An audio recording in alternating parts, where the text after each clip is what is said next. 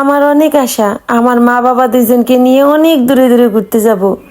দর্শনীয় মন্দিরগুলো তাদেরকে ঘুরে ঘুরে দেখাবো। জানি না আমার এই আশাটা কোনোদিনও পূর্ণ হবে কিনা। তবে এই যে আমাদের ফরিদপুরের বুকে যে এক টুকরো স্বর্গ, আমাদের শ্রীধাম শ্রীঅঙ্গন প্রভুর আঙ্গিনা, এবছর উৎসবে আমার মা বাবা দুইজনই সুস্থ আছে, প্রভুর কৃপায় ভালো আছে। তাদের দুইজনকে হাত ধরে নিয়ে যে প্রভুর উৎসবে আসতে পারলাম, এটা আমার কাছে অনেক বড় পাওয়া। সেদিন ছিল উৎসবের চতুর্থ দিন।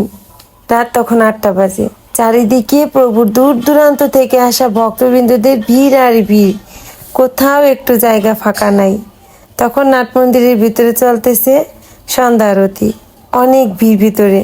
তার মধ্যে মা বাবাকে নিয়ে ভিড় ঠেলে ভিতরে আসলাম, একদম প্রভুর সামনে এসে দাঁড়ালাম। দাঁড়িয়ে দাঁড়িয়ে আমরা সন্ধ্যা আরতি দেখলাম। তারপরে আসলাম কীর্তনের আসরে, কীর্তন শুনবো। আর মা বাবা হচ্ছে গীতা দান করবে। তো গীতা দান করার জন্য ওই যে মা বাবা চলে গেছে কীর্তনের আসরে। আমি তো যে কয়দিন উৎসব চলে এই কয়দিন প্রত্যেক দিনই আসি, এসে নাট মন্দিরের ভিতরে বসে কীর্তন শুনি। মা বাবা তো প্রতিদিন আসতে পারে না, ওনারা দেখা যায় 2-3 দিন আসে। আজকেই প্রথম আসলো, তো গীতা দান করে আসলো। এখন বললাম চলো মা, তোমাদের দুইজনকে ছবি তুলে দিই। আমার মা একদমই ছবি তুলতে পছন্দ করে না, কিন্তু আমার বাবা ঠিক আমার মতো ছবি তুলতে ঘুরতে অনেক পছন্দ করে, তার কোনো কিছুতে না নেই। তারপর এখানে নাট মন্দিরের ভিতরে আমরা কিছু সময় বসলাম, কীর্তন শুনলাম, এরপর আসলাম প্রসাদ নিতে। সেদিন তো একাদশী ছিল, আমি আবার একাদশীর উপবাস ছিলাম।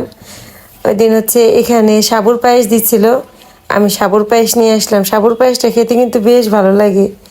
আমি অনেকদিন ভাবছি বাসায় একটু রান্না করে খাবো, তার হয় না করা। আর এই যে মা বাবাকে নিয়ে আসছি মাঠের ভিতরে, এই মাঠের ভিতরে কিছু সময় বসবো এখন। আমরা প্রত্যেক বছরই উৎসবের সময় এই জায়গাটাতে বসি, বাসা থেকে বড় একটা চাদর নিয়ে যাই, সবাই মিলে চাদর পেতে এখানে বসি। এখানে বসে আমরা খিচুড়ি প্রসাদ খাই। রাত 1টা-1:30 পর্যন্ত আমরা এখানে বসে কীর্তন শুনি। রাত যখন 1টা-2টা বেজে যায় তখন কিন্তু লোকের চাপ অনেক কমে যায়। নিরিবিলি কীর্তন শুনতে খুব ভালো লাগে। মাঠের মধ্যে বাতাস থাকে, আবার মাইকে কৃষ্ণ নাম শোনা যায়, কি যে ভালো লাগে এই মুহূর্তটা।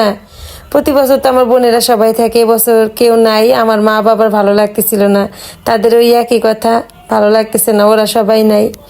আমার 2 ছেলে আসলো, এখন মা বাবা চলে যাবে, মা বাবাকে রিক্সায় উঠাই দিবে ওরা। তো আমার মা কি করলো, আমার 2 ছেলে আসা মাত্রই ওদের হাতে টাকা দিল। টাকা দিয়ে বলল যে তোমাদের মেলায় যেয়ে যা মন চাই কিনো। আবার আমাকেও দিল। আমি হাসতেছিলাম আর বলতেছিলাম যে আমাকে কেন দিল, আমি কি ওদের মতো ছোট? মা বাবা দুইজনেই বলল তুমি আমাদের কাছে কোনোদিনও বড় হবা না, তুমি এখনো আমাদের কাছে ছোট। তো মা বাবা দুইজনেই চলে গেল বাসায়। আমি আবার এসে বসলাম নাট মন্দিরের ভিতরে কীর্তন শোনার জন্য। তখন রাত 10টা বাজে।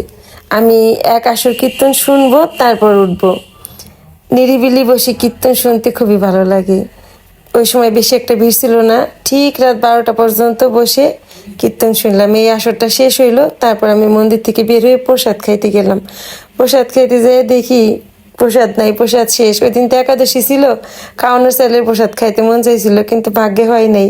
আমার ছেলে তো তখন আমাকে রাগ করে বললো যে তুমি আসরে বসার আগে কেন প্রসাদ খাই যাও নাই। ওইটাই আমার ভুল হয়েছে। পরে বের হয়ে সব জায়গায় খুঁজলাম, প্রসাদ আর পাইলাম না।